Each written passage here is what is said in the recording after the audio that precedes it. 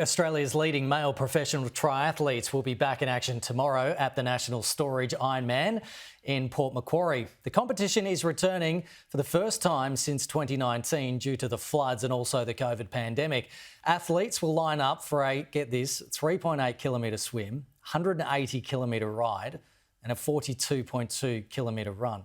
Joining me live is Geoff Meyer, Ironman Oceania Managing Director. Thanks so much for your time, Geoff. You're in Port Macquarie at the moment. The competition is in Port Macquarie.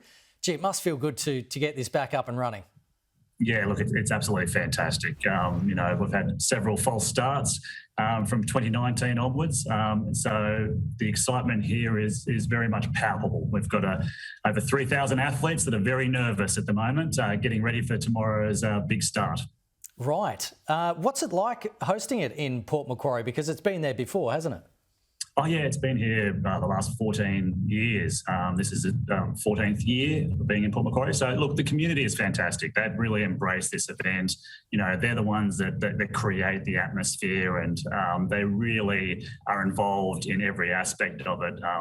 We've got a lot of volunteers on the ground, a local organising committee, but it's just the regular, people on the street that just come out and cheer these athletes on and make it such a fantastic experience. I was looking at the weather forecast just before we were talking, and it looks like there could be a little bit of rain tomorrow. Does that play into it at all? Like how does rain or big swell, which we're not going to get tomorrow, but does that have an impact? Yeah, definitely. I mean, look, it just makes the athletes even more nervous than they are. But it looks like we're going to be very, very lucky. There's very much dark clouds outside as we speak. The forecast is sort of the rain to come in through tonight. And they're forecasting sunshine at 7 a.m. when the gun goes off. So, we're hopefully that is the way it plans out. And if that's the case, we'll be very lucky. But it might be a bit wet on the roads in the morning, and the athletes will just take a bit more care on that once they get onto the bike, that's for sure. Yeah, sure. So after a few years off this particular competition, how's the lineup looking? Do you have your usuals coming back for this event? Yeah, look, we've had so much pent-up demand, over the years to get back into this event. So, it's basically the highest amount of numbers athlete-wise we've got. Obviously, we don't have as many internationals as we normally do coming down because the borders have just basically opened up. There is still quite a few. There's a lot of Japanese athletes here at the moment. The Australian contingent and New Zealand contingent are the main sort of professionals that we've got competing this weekend. So, look, it's a bumper field from age group all the way through to professional. They're going to have a great time out there. Have you been speaking to some of the athletes? Like, what sort of shape are they in? Are you expecting any personal bests or any records or things like that? Look, I don't know. It really comes down to the weather tomorrow in regards to personal bests and the like. I think everyone is just so excited to get back out on the road and race again. Realistically, the last 2 to 3 years hasn't been the best for the sport. So I think no one's really talking it up as such. They're just so excited to be here. I saw one lady who was chatting to me on the plane as we flew in was basically talking about, I've trained up 3 times for this event, and due to COVID and the floods, it was unfortunately cancelled. So she's nice and fit, ready to go in for this year's event. While you've been talking, we've been showing photos of the athletes cycling up hills. They've got a 180k ride, as I was saying before, and a 42.2k run. I'm guessing in that order. What is that course like? Is there lots of hills? Is it grueling? How does it compare to other Ironman courses?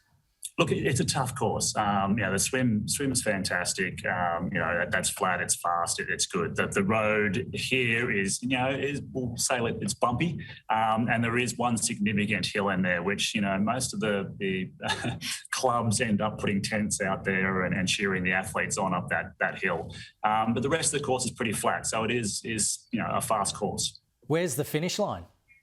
Right in front of the Ridges Hotel where I am at the moment, right on the waterfront here. It's fantastic. The atmosphere there is just electric, especially most of the early athletes that come through and do sort of 9 hours, 10 hours, usually come back to the finish and cheer those athletes still out there at 16 hours, 17 hours. Wow.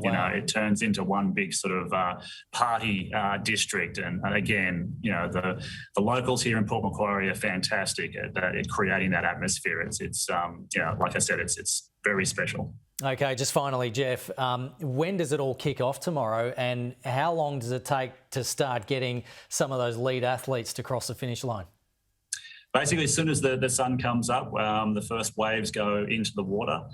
We're not expecting, and that's around 7 a.m., but we're not expecting our first professionals in the full distance Ironman to come across at around sort of 3:30 in the afternoon.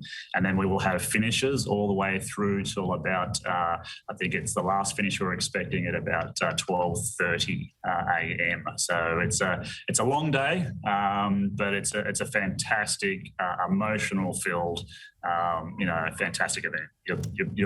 It's something you have to experience. Well, if you're in Port Macquarie tomorrow and you don't have anything on, go down and check it out. It should be a good show. Geoff Meyer from the Ironman, Managing Director, thanks so much for joining us on the program, and good luck tomorrow. Thank you very much.